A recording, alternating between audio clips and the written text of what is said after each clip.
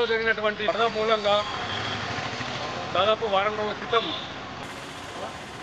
వాయనాడు నియోజకవర్గంలో మనం పత్రికలు చూసినాం. చాలా ఘోరమైనటువంటి పరిస్థితి.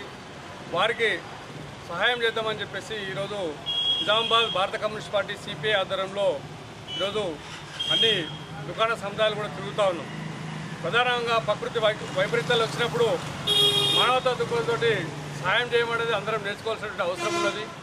ఇప్పటికే ప్రభుత్వాలు, కేంద్రంలో ఉన్నటువంటి ప్రభుత్వం కావచ్చు, ఇతర రాష్ట్ర ప్రభుత్వాలు కూడా అక్కడ ఉన్నటువంటి ప్రజల పరిస్థితి, అలా ఉన్నటువంటి చేతిలో ఏమీ లేనటువంటి పరిస్థితుల్లో వాళ్ళు ఉన్నారు కాబట్టి వాళ్ళకు అన్ని రకాలుగా సహాయానికి ముందుకు రావాలని చెప్పేసి సందర్భంగా సిపిఐ పార్టీగా ప్రజలను కోరుతా ఉన్నాం.